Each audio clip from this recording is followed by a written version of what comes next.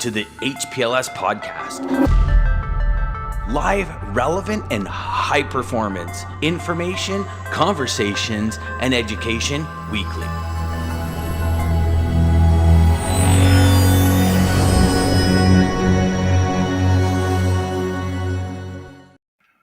I'm gonna put that out there really quick before you said a word. Good morning, everyone. Welcome to the High Performance Logistics Sales Chatter, Saturday, Wednesday. We have our good friend on board, Dean Croke, the principal analyst of DAT Freight and Analytics. Yeah. Good morning, sir. How are you? Good morning. Yeah, good to be with you. It's always fun on Wednesday mornings. Oh, I know. It's always something. Somebody throws something next, Never a dull moment here, folks. So just bear with us. This week has been something else. I've been reading some horrific stuff that's happened out on I-80 in Wyoming. Brutal. Yeah, they closed it down. They opened it up. And then I think it was a few hours later, they closed it back down. They have the high wind overturn risk warnings out there. I mean, there's a lot of truckers out there that are stranded right now. Yeah. Jeff. Well, I-80 was the one that was shut down several times in January, early in January, right? So it's been battered a lot. There was the early report there probably 3 or 4 weeks ago. Carriers were shut down for 4 days in some of those early storms. So it's been hammered like pretty relentlessly, I think, with bad weather. Some of the colder temps out in the upper Midwest this morning are pretty brutal. But the one that caught my attention was I-35. I was watching the news report on the Weather Channel, and they showed it closed down. Yeah. And this is around Dallas. And, of course, it's precarious with all those spaghetti junctions that are elevated where all that cold air comes in underneath. And folks don't necessarily slow down on those big spaghetti junctions. So there's a lot of accidents that have been happening. I think the fact that they shut down I-35 is significant. Whether it gets to 20 and 40 today and tomorrow, that's another story, because this was a storm that had a 1,000-mile reach. Was a small coating up to a half inch of right up through the Tennessee Valley. So that could have an impact on the freight market. It will absolutely have just an impact on carriers. But we've got -9 here in Boston on Saturday. That's incredibly cold. Like here in New Jersey too. I mean, it's you know what? I got a picture. I got a picture from one of my clients down in Dallas, and she lives near I-35, and she took a picture out of her condo, and it was this little hill. The bridge went over the water, and complete stop. There was a traffic cop that was in the middle. You could just see the sheet of ice. It was a standstill. And the picture she took looked like it was a few miles out. I mean, the only thing they have down there, and I think you know this too, is just sand trucks. They don't have the plows and anything like that. So, I mean, if they can't get out there to put the sand down, what's going to happen? Yeah. There's not much you can do to get around it either, because that's a massive freight corridor up I-35 from Laredo. That's just one of the busiest freight corridors in the country until you get to Dallas, and then all the imports come in there. So this is the time of the year, right? And the weather forecasters are sort of predicting that things will get a little bit colder now nationally. So this is the time of the year that miles get a lot harder, and shippers and brokers see a lot more service failures happening. I'm not sure people automatically build in more time into their shipments.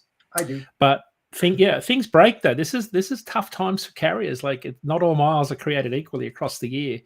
Although when you look at some of the accidents, some people just don't slow down. So I mean, that's the other part. You see these pileups of trucks, which I think we probably predicted on a show here a few weeks ago, that it's inevitable. You see these, how people are not seeing these warning signs. I get whiteouts happen quickly, but my experience on the road driving my truck is people don't slow down when things get really, really bad. So it's almost inevitable that these pileups occur. So it's a tough week for carriers and drivers, but we're sort of, as we said on our show yesterday, we kind of look like we're in the bottom part of the spot rate cycle. We've probably got another 5 to 10 cents to go, right? It kind of looks like that in our forecast, but there's no question that spring is around the corner and freight volumes are going to pick up.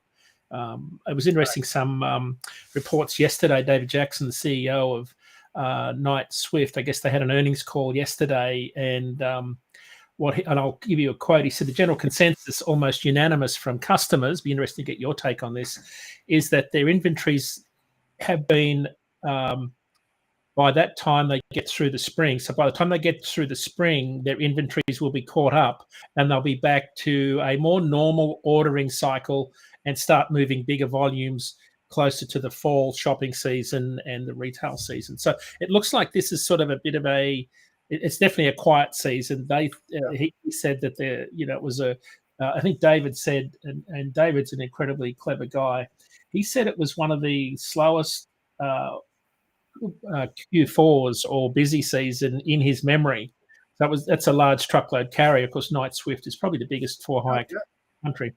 So non-existent Q4, but it's interesting that we're heading into what looks like a more normal season, which is something we've been suggesting is more normality this year. And of course, imports are down, so we're seeing a lot less volatility in those port markets.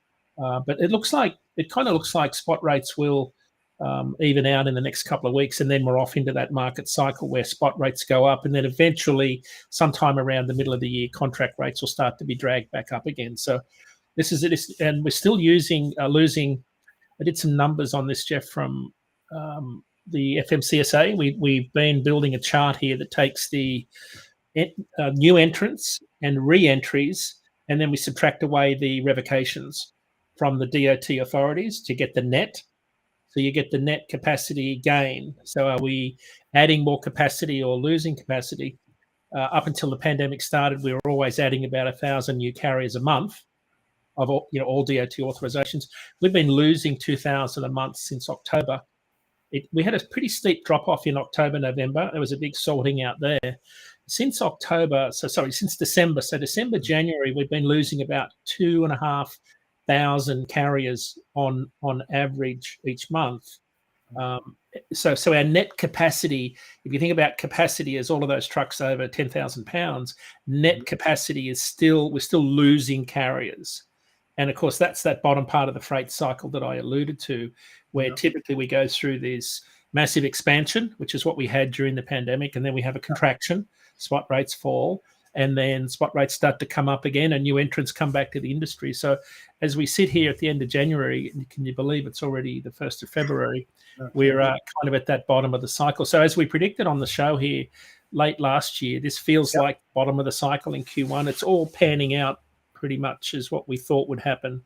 A little longer, though. I mean, a little longer on that spot market, though. I think you'll agree, compared to years past. That stretched out a little bit. And it's funny. We were talking about the inventory. Now, I have a customer who sends me notes.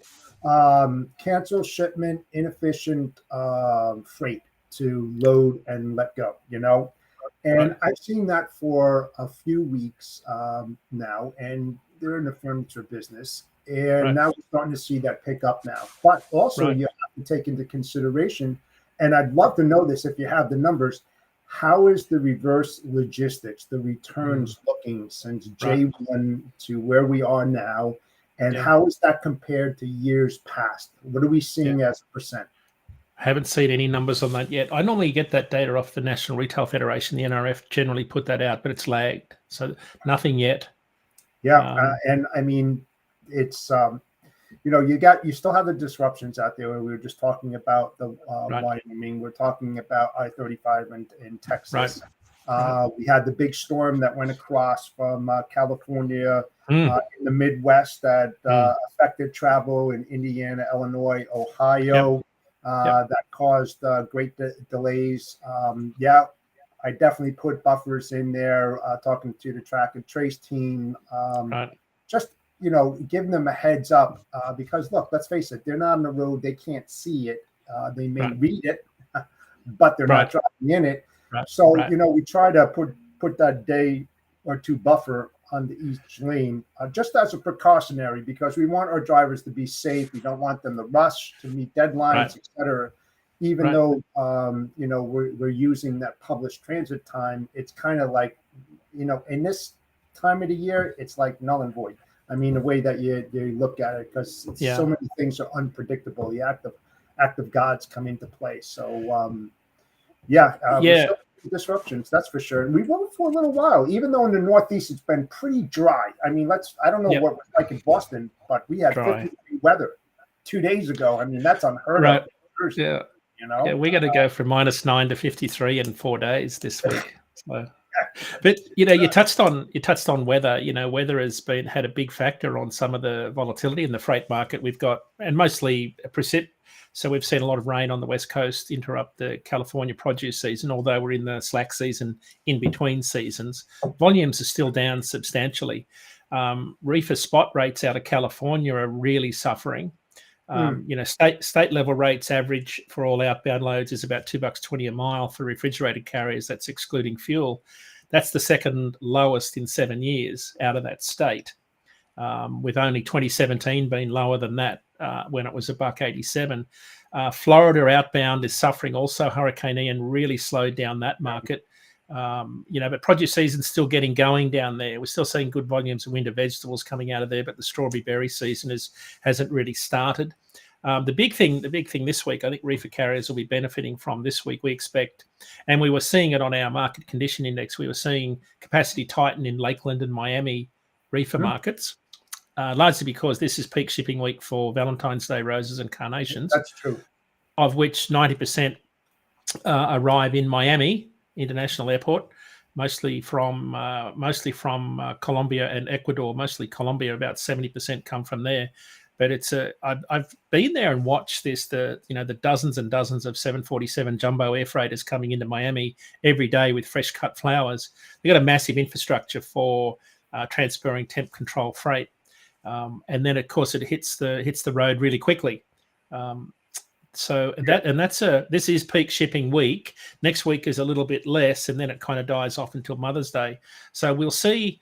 Normally, you would see the peak shipping volume of ornamentals, flowers, out of Miami start to trigger a little bit more of a sustained increase in reefer rates out of that state, because it kind of bleeds into the berry season starting to ramp up. And I think it's a little bit delayed this year, just based on the fact that the Plant City Strawberry Festival is a week later than what it would normally be, I think. So I think we'll see rates go up in the next couple of weeks and then come down. But we're still a few weeks away, maybe 6 weeks away from seeing produce season start to have that material impact on refrigerated rates nationally. Right, so we've got it. The things have got to get a lot warmer before we start to see the Salinas season come online. The lower third tier of the country get warmer, and more produce volumes start to come out of Georgia and places like that. So reefer rates are probably the worst. Yeah, I have a friend who ships to all the big box stores out of Homestead, Florida, exotic plants, that kind of stuff. Does a lot of the reefer moves, multi-stop, that is. He probably does between 700 and 800 loads within about a 10 or 12-week period of time. All coming up, and I'm just curious how that's going to look coming out of Homestead, going up into Michigan. He wanted me to take a look at that. He was one of my really good friends I went to school with, and he does a lot. So I'm wondering how that's going to affect his business down there, out of that area, and that's going to probably start in the first or second week in March. Yeah. I mean, produce season is one of those major seasonal events that has a material impact on rates. And of course, you mentioned rates decreasing. This shouldn't be any surprise to anyone that rates do decrease. What is a little bit different this year? Spot rates are decreasing at a little bit faster clip than the last 7 years. Yeah. So I'll give you some numbers. I looked at the last 7 years of spot rates over the first shipping month of the year. Typically, they decrease about 9% over the first 4 weeks. This year, they've dropped 18%. So the rate, and it's not as bad in dry van. It's more like 11% down in the last month, and normally it's about 9 overall. Flatbeds really held up the best of all of the trailer types. Flatbed rates have only dropped. Let me look at the numbers here. They typically drop 6% during the first month. This year they've only dropped 10%. So it's still going down, but flatbed has fared the best out of all of those. But I think refrigerated carriers are finding it hard. Anecdotally, talking to some of my friends that run reefer freight out of the southeast and Florida, it's really tough going at the market. Their margins are really, really low. We had some rates that was exceptionally low out of Seattle last week. It was like 86 cents a mile or something, in that range. I think I did the numbers on it. Revenue was going to be $500 and fuel was $800 to go south back to Los Angeles. I know that the opposite direction, coming out of Louisiana, going into Washington on tanker, not flatbeds or dry or reefer, but tanker loads. Right. Very expensive going up there. You're talking chemical? So going into the Midwest, though. Not so bad. Yeah. These are hazmat shipments. So, hazmat. Yeah. You've probably got tankers. Do you see tankers? No, we don't. No. It seems to be a fairly dedicated. I mean, there is demand for it, but it seems to be fairly dedicated because you've got to have dedicated equipment, tank washout facilities. There's a lot of deadhead miles in that before you reposition the assets. That's probably why the rates are high up into the Pacific Northwest, right? Because you've got a significant deadhead to get back to another load point. Well, another thing, too, is that if you can afford it, if your supply chain can afford it, and you can push a lot of these OTRs to intermodal, as an example, we're seeing 42% on over the road compared to 18% over the rail on fuel, which is a huge difference. If you can afford, let's say 2 days, a day or two, depending upon what the lane is, it's pretty cost effective. You could do that. Yeah. The other thing on the reefer market that caught my attention, I study the USDA truck rate report every week, where they take all their produce regions. I think there's about 20 regions that they track rates to 9 capital cities. It's a really interesting report. So it's just the rates and volume for fruit and veg, like specific produce. Like it's not just all reefer. Out of the 18 markets, there was only one where capacity was slightly tight and there was a shortage of trucks, and that was Nogales, Arizona. It's in the Tucson freight market. Nogales, and of course, it's only a couple of 100 miles, not even that, from where the Super Bowl is going to be. So no surprise that reefer volumes and rates were pretty solid out of Nogales into Ontario, California, Phoenix, Arizona. But it's the only market that had a shortage of trucks. If you go back and look at the truck rate report 12 months ago, out of the 18 markets, 17 had a shortage of trucks. So this is, when you look at how the USDA tracks a surplus of trucks versus a shortage of trucks, you can see a very close alignment to, where spot rates are. We had someone ask on the show yesterday, when do we think spot rates are going to come up for reefers? You've only got to look at the USDA report to see what's being reported from growers in terms of a surplus or a supply of trucks. It comes out every Tuesday. It's a really interesting report, but it tells you about produce volumes across all of the growing regions, which of course change over the course of the year. So Texas is sort of still a really good market for refrigerated carriers along the border. California is going to be down. Yeah. Well, so it was interesting. We were thinking that we might see a bit of a bump when that bridge went out in New Mexico last week and UP halted all their services to Kansas City and Chicago. We didn't see a big bump in volume, some material impact, because it was a 72-hour repair. So they really, people could have just held off some of their shipments knowing that it was going to be a quick repair. Rates did go up though. The data point that I think is fascinating, remember about 30% of your intermodal moves transit between Los Angeles and Chicago. So it's expected that we'd see some flow over to the truckload market. We didn't see a lot of volume in terms of loads moved, but rates did go up to $1.53. Now, $1.53 is exactly half of where it was a year ago. Exactly a half. This time last year, it was $3.02 a mile, line haul, no fuel. from Los Angeles to Chicago. Remember, that was when we were just coming out of massive numbers of ships at anchor. It was 109 on the January the 9th, so congestion was high, imports were high. And so there's a very tight correlation between the two. Looks like Jeff's frozen. The internet gods have got him. Oh, he's back. I didn't have to pad too long. That was going to happen. Yeah, so that was we expected that would be a significant disruption to the freight market, but again, lots of capacity on the West Coast. Things are still pretty loose in terms of truckload capacity. So again, we're in a sort of for carriers in particular, a fairly precarious part of the year, and diesel has gone back up again in the last 2 weeks, which of course is not good news after 7 or 8 weeks of enjoying the benefits of rates coming down. So difficult times.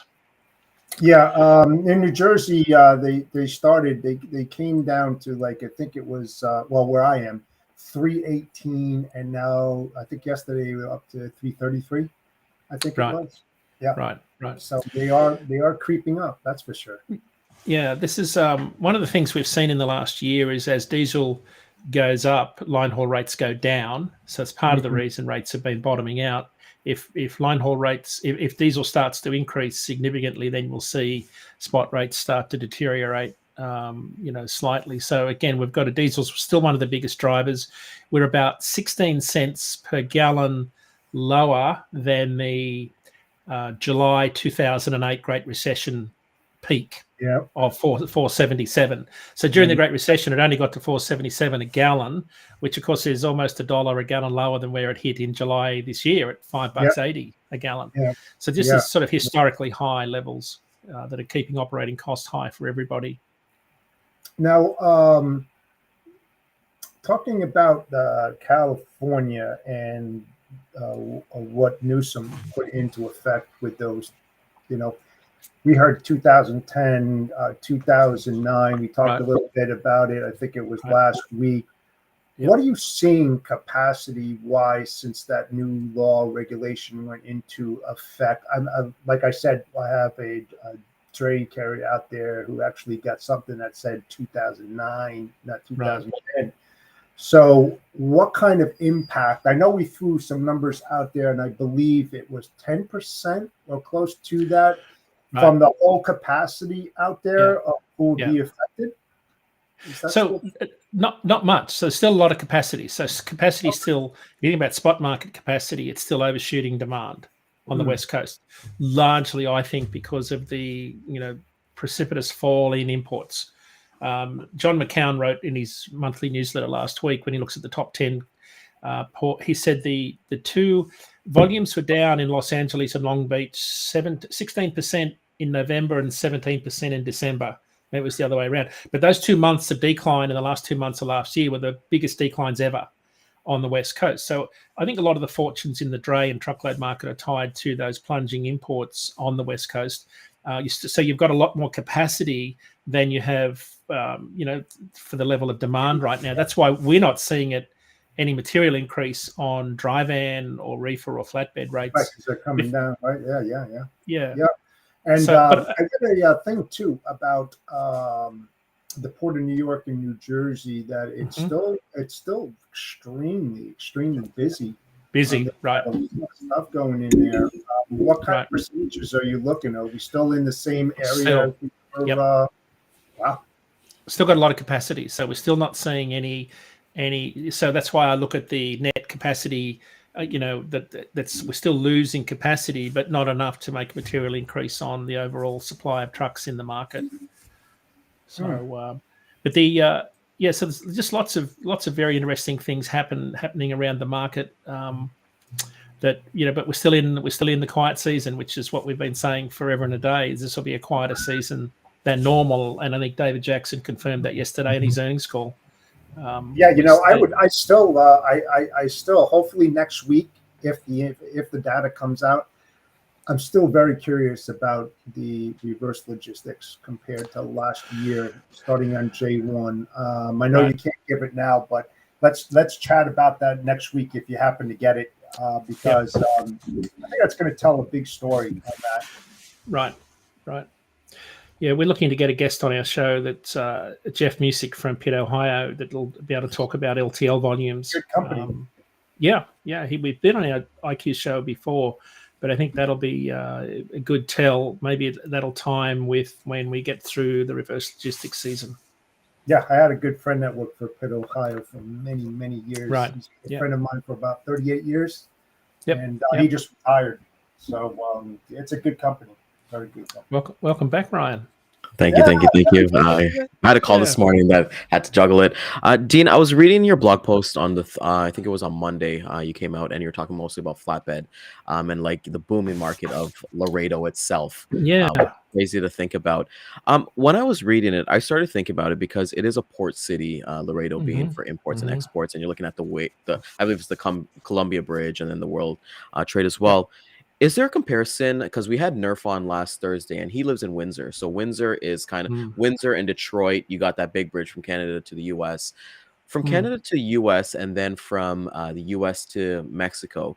You did mention that, hey, you expect more imports and exports coming out of Mexico. Yeah. What can you talk about that? Because I feel like that's something that we're not really highlighting as we're kind of seeing the data as it comes through. Yeah, I'm actually writing a blog post about it for next week because, I was in, there's two markets that are growing. Texas is one, and particularly Southern Texas, when you go from Houston. San Antonio's booming because they're building a lot more warehouses around there, I think, for that cross-border logistics function. I still haven't found out if that's a trade-free zone just yet, but that may be part of it. Tesla building a big gigafactory in Nuevo Leon, $1 billion investment. Musk has built another big factory in and around Houston. It's a massive investment. I think it was an investment of $58 million on this big plant near Austin, Texas. So you're seeing a lot more infrastructure being built there. So I think that the part of the reason we're seeing so much development in Texas is because of the nearshoring. Hard to quantify.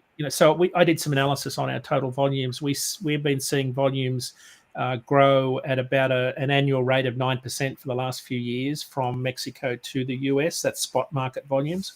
So yes, there is some activity going on. The other data point that struck me last week, and this is a bit like Jeff's trip to Fort Worth. I was out in Phoenix last week, and we've talked about Phoenix being a big growth market for a lot of imports, same as Houston's been a big growth market for a lot of break bulk and imports coming in from through the Gulf Coast ports.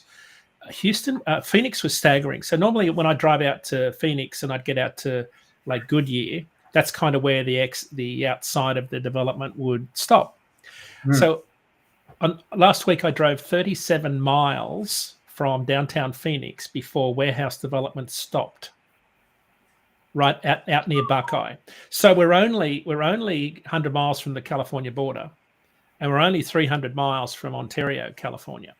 So that's why you've seen, because we talked a lot about imports coming into the West Coast, we're landing in Phoenix because it's a backhaul truckload market. It was a great place to stage a lot of retail freight before it goes through the fulfillment process.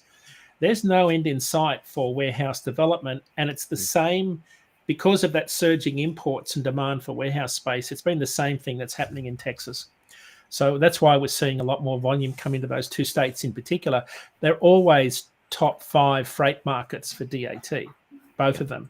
But we're seeing, the McAllen market for flatbeds, for example, rates are up to $2.16 a mile last week. Around the border. So it's a border market. If you can get there with decent inbound freight, it's still going to be a really solid market. The data point that I picked up on last week, if you look at state level Texas rates, they dropped 4 cents a mile last week to $2.11. So that's about 11 cents a mile above the national average. But that was the second highest state rate in the last 7 years. And it was only last year that they averaged higher at $2.53. So state level freight rates for flatbeds are still really solid out of that market. And of course, you're still seeing a lot more development out in the Permian Basin. So there's still a lot of flatbed demand for product going out there. So I think Texas is still the place to be, particularly for flatbed carriers, but more and more for reefer and dry van carriers. It's a state that I think is going to be a really dominant freight market, maybe eclipsing the volume of freight we see out of California. We're certainly seeing higher load posts in the spot market in Houston than we do in Ontario and Los Angeles consistently now. And I think that's a big shift. Yeah. Interesting. I used to do a lot of work in McAllen, right there on the border, as well as Los Indios. And when I used to go down there like on a monthly basis, Los Indios, which is northwest of McAllen, was booming at that time. I'm really curious, like over the last 8-9 years, the volumes that are coming out of McAllen and Los Indios, how much of a percent, because it was growing back then. I mean, it was booming. Yep. I'm just curious about that. It's a booming place because so sorry, but we did a lot of peppers out of McAllen. Like we would do at least like 15 to 20 loads back to Ontario. And it was just like, oh my God, like even if you could find a guy in like Yuma, Arizona, we could pay them the deadhead to get all the way there and kind of go from there. But got it coming out. Yeah, they need it. Good rates. Yeah. So reefer rates McAllen to Ontario this morning are at about $2.08. That's exactly where they were this time last year. That's excluding fuel. They do peak in March at 232. So we look like we're a ways away from peak season. The forecast still got them, the upper forecast by the time we get to March is at about $2.20. So not a lot of change there. But yes, you mentioned though, because of what happened in California with the drought, the washouts, all of that. Where all that other produce is going to be, produced out of, and then what the impact is going to be on the industry in those markets. I'm sure that's going to rise. I would assume. You have to think we'll see a very strong produce season, albeit a little bit later, out of the West Coast, which is great news for those carriers and growers out there. But just a fun data point, when I flew into Tucson last Tuesday night, last week, I could see I-8 and I-10 clearly from 34,000 feet. And so, I was just shocked by that. And I thought, and you look closely and you could see just bumper to bumper 18-wheelers for hundreds and hundreds of miles. That's just like a whole conveyor belt of freight. And you could see a lot of guys, I think it's that you could see them running El Paso, Ontario. You could just see how the freight flows. It was just amazing to see it from like the air. Convoy. It's about a 25,000 trucks a day freight corridor between that northern part of Mexico and the West Coast. So you can see all sorts of freight coming in and out of that region. It's just a very heavy freight corridor, and every mile there seemed to be a state trooper.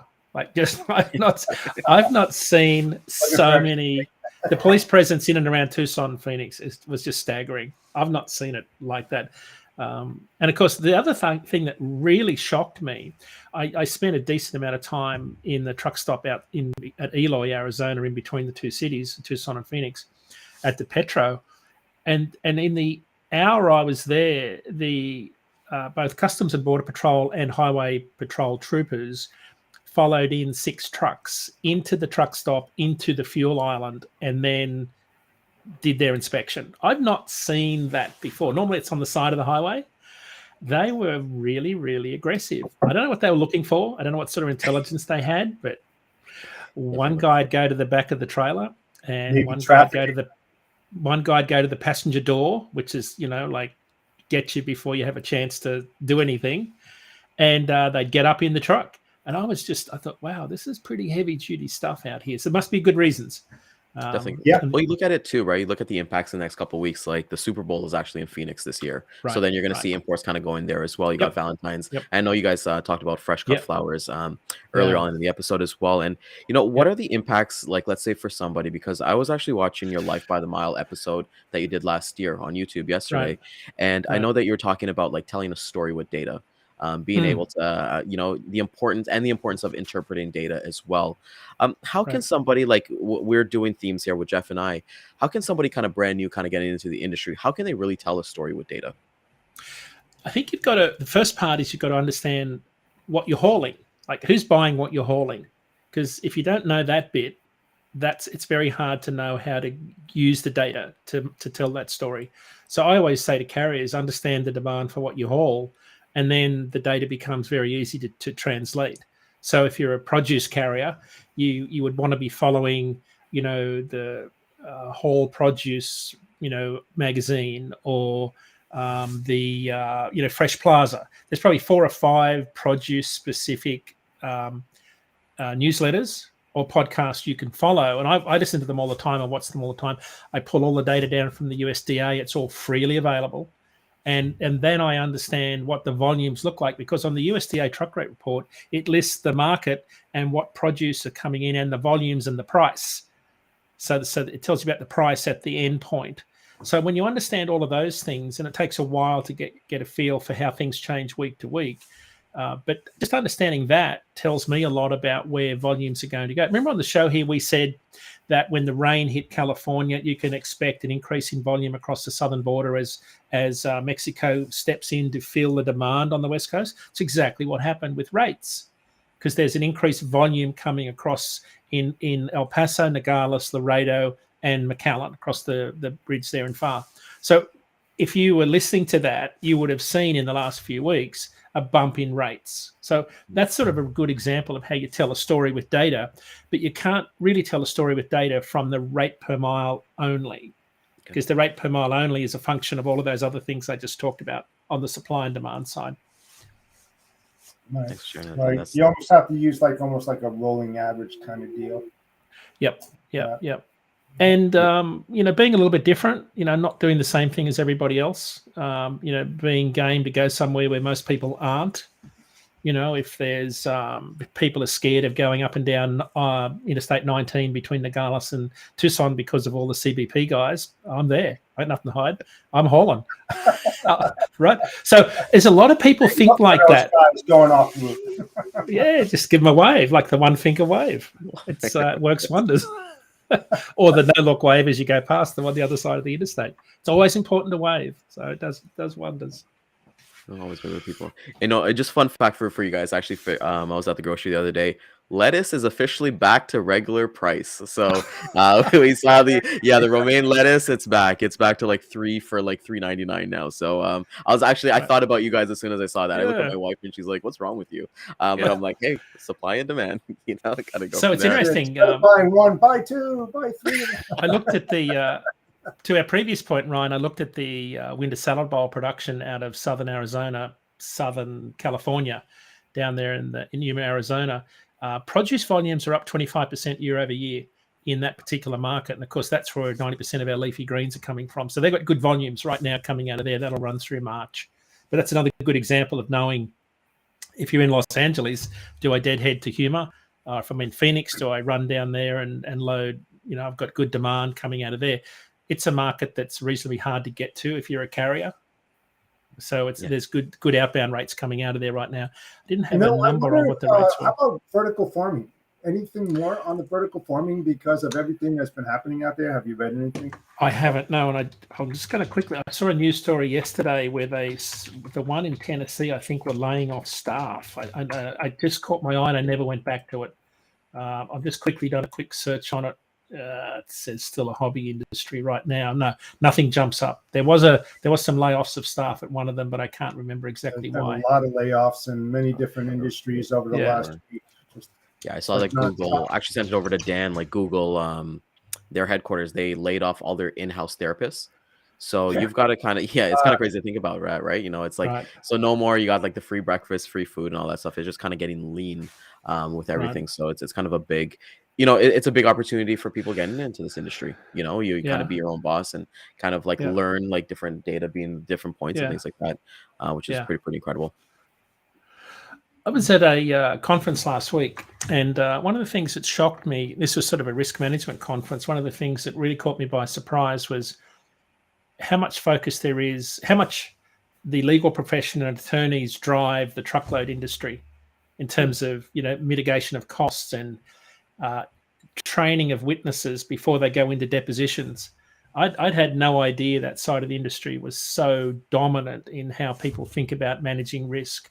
It was one of the things that just blew me away because I'd done defense work for truckload carriers where plaintiff attorneys allege that carriers are doing all sorts of evil things. It's not a fun business because plaintiff attorneys have a pretty good gig going where they know how to go after people.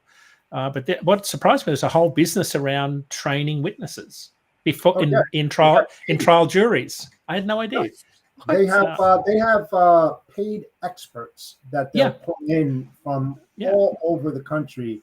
I have a very good friend who is, she retired from Columbia Presbyterian, and that's exactly what she does. She studies, and she's an expert in that field, and she gets paid to travel throughout the United States, as a defense.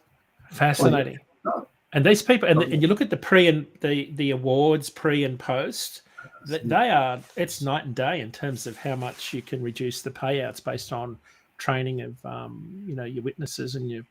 I got a career change. I got to look up after this. Then But it was another side of those nuclear verdicts. I'll tell you what, they really do. There's a lot. Well, it was one of the things that kind of shocked me, because you think about trucking, we look at supply and demand and loads and things like that. There's a whole nother side of this industry that adds to the cost side of it, and that's the risk management piece. I was just totally shocked by how much, and I guess I probably should have known, but it's been quite a few years since I was involved in that side of the industry. It was just amazing to see how much specialization there were on the risk side. And of course, that extends to cargo loss and theft and all those. It's every facet of trucking. Yeah. So that's the lay of the land. And I actually read something funny from you, Dean, which in Ontario, we always say that BMW drivers are the worst drivers ever. We always just say that, period. Like, if you got a BMW, that person doesn't know how to drive. And I was reading that, drivers in congested cities have worse attitudes, especially BMW drivers. How about a little bit about that, Dean? How about this is a really good. See you later.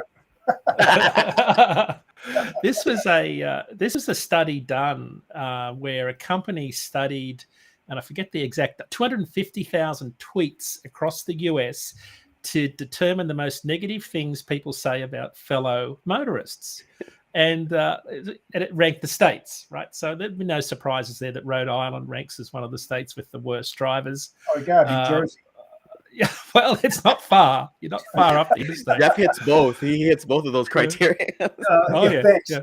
But luxury sports car brands, BMW, Maserati, Lamborghini, Mercedes, have some of the worst reputations. But BMW actually the automaker went out and sent out an official note to all of their drivers to say, the finding was that BMW drivers don't use their turn signals.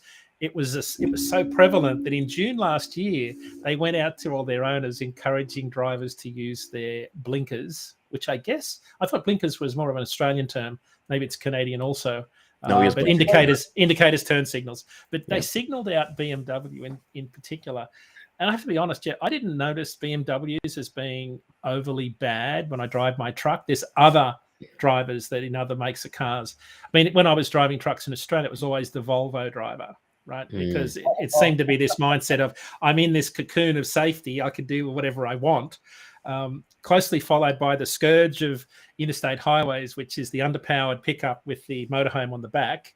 That's like a red flag to truck drivers. But it turns out part of the story, though, that if you want to read it, it's on our blog post at dat.com/market update. What I was really getting at was how people had changed their driving behavior, because in this study by the Journal of Studies on Alcohol and Drugs, they put some numbers around how much recreational use of marijuana had impacted accident statistics and driving behavior. So, because I'm absolutely convinced there's a lot of people driving around stoned, and just by the way they drive. So I'm not going to let go. Yeah, I died when I saw that post, because it's so true in Canada. Like, now we're seeing even Tesla drivers. They're kind of creeping up that list. They're definitely creeping up that list. But it was funny to kind of see that, and I like that I believe there was a study from like YouGov or something like that where they did the personality traits. So Jeff, for you, BMW owners are more likely to be as knowledgeable. So you are definitely a knowledgeable person, and Dodge owners as big-hearted. I've never seen a Dodge Challenger or a Dodge things like that, but it's cool to kind of see that. Isn't it funny? Isn't it funny how you? I used, when I'm in my truck, if I see a Honda CR-V or a Prius, I'm like the red flags go up. I don't know what it is. It's probably me just overreacting to a prior event. But I always watch those two brands. Honda CRV drivers have always been, and younger drivers have always been ones that seem to do the most egregious things on the interstates. So I think every driver on the road has their driver type based on a prior event that they always watch for. And I think the brain probably overcompensates and looks for them more often, so they tend to reinforce that bias. I know I do with certain types of trucks. It's like when you buy a car and then you suddenly see the same car on the road all the time and you're like, oh my God, like where did these cars all come? Like when I bought my Ford Fusion, I saw the Ford Fusion everywhere, right? So it was kind of funny to kind of see that. And it's cool that you talk about like this, like people being stoned when they're driving, because, alcohol is obviously horrible, and then we're seeing the effects. Like I think we've had marijuana legal in Canada now for many years, right? And just to kind of see the commercials that kind of come out from Mad Mothers Against Drunk Driving, they're doing commercials for that as well, right? The impact of that is, I don't know, for me driving, I don't see much ride programs, which is where you got like those police kind of set up on like the interstate, just waiting for people to kind of happen, right? But if we can get some more awareness for that, and we've talked about this numerous times, as myself who has sleep apnea, people driving when they're not getting proper rest, right, Jeff? So it's really important. Jeff, I get sleep. Come on now. No, I'm including you in the conversation. Over there. We did. We did the studies like that shows that just being not just marijuana and alcohol, but just being awake, 17 hours of sustained wakefulness is the same level of impairment as 0.05 when you're driving a vehicle. When you put two groups on a simulator, get one group drunk and the other tired. That's a study that's been repeated over probably 35 years now. I was lucky enough to be part of the very first study in 1997. And it was the first time people tried to equate tiredness with alcohol driving. What's this? Daman is saying, but in Canada, for drivers that choose intra-Canada driving, there's actually no drug testing. Holy smokes! Wow. That's unbelievable. Wow. Really? Is that commercial drivers, Daman? That's interesting. That is. So is the inference there that Canadian drivers are even worse than US drivers? We always see tractor trailers always involved in accidents, right? So alcohol. Unbelievable. I know. David's right. Yeah. There's something going on. I've just noticed in the last couple of years, people are just crazy. I don't know what it is. When you drive lots and lots and lots, like I've done professionally, you notice the change. Yes, commercial drivers. Wow. Well, that's nuts. That's nuts. That's ridiculous. Well, I got a question for you, Dean, because like you as a driver, and Jeff too, I'd love to get your opinion on this. Do you think there's a correlation of days where there's not a lot of sun compared to like people's personality types and their driving habits? Because I've seen that too. What do they call it? Like the winter blues, where maybe we get like 1 or 2 hours of sun and get that vitamin D and things like that, and just kind of seeing the correlation. Yeah, right? It's not that stuff. It's seasonal affective disorder. It takes a bit longer than 1 day for it to have an effect. So it's where you have less sunlight, and in particular blue light. That's why the alternate therapy is blue light therapy, where you actually have a more blue light to simulate sun, because it's the blue light in the invisible spectrum of light that triggers the sleep-wake cycle. So blue light's more critical. And when you lose blue light, what happens is you become more depressed. So to answer your question, it's not one night of less, more darkness and less light. It's if you live in a time zone where, like in New England, we're only getting about 9.5 hours daylight. We're past the shortest day, but we get 9.5 hours daylight now. It'll be 15 by the time we get to July. And the accidents are different though, Ryan. It'll surprise you to see that there are less accidents in winter because people sleep longer because it's darker longer, right? And colder. Even though the roads are slipperier. In summer, it's the inverse relationship. The more sunlight in summer, the more accidents, because people sleep less, because darkness occurs later in the day and people are having dinner at night. They're actually sleeping less, but getting up at the same time to go to work. So it's an inverse relationship. It's not what you think. Accidents don't just increase in winter because the roads are bad. They actually decrease. You can see different types of accidents, but your point's valid. There's a lot of people that are getting up early. That's why accidents go up after daylight saving comes in, when people lose an hour. because they're more. I think that there's personality, the ones that are more prone to those type of changes. Like for myself, and I'm being honest, I don't know what that is. I don't because I'm just happy to wake up in the morning. So I'm not depressed that it's rainy out there or if it's sunny. Of course, I like sun over the rain, but it's not going to determine how I drive. I mean, I drive fast. I've always have. But fast BMW driver. Caddy. My wife drives the BMW, so I got to have a conversation with her later. Show her the blog post. I'm going to show her that post. So the thing is that I don't know that. I don't know. I think, you know what? I had this conversation not long ago, and I think it has to do with if you have an addictive personality. I think those two go in cahoots with each other. If you have an addictive personality, you're going to have a high depression type probability on that. Ones who don't would probably have the opposite one. And I don't have that feeling. And it's like headaches. I never get one. I don't know what it's like, and it's the thing is when people have it, it's just like, why? You always ask these questions. And in that case, should truck drivers with that type of personality be truck drivers if they're affected that way? How do you change them? How do you get them over that if that's their lifestyle and they have that personality where they get that depression and they get the sleep deprivation and all that other kind of stuff? I mean, that's a question that needs to be asked. How do you do that? It's a big deal for carriers in Canada, particularly northern Canada, right, where it's dark so often. They have a far higher predisposition to, those seasonal affective disorders where there's just less light. I wonder about Alaska. How about Alaska when they have 23 hours of sunlight? You know what I mean? It's like, it's crazy. I mean, how do you get yourself into that hibernation mood, about pulling the curtains, but you still get that glow coming in, I mean, it's like, you've got to have double insulation curtains, blue blocker glasses. You can wear blue blocker glasses that block the blue light coming in.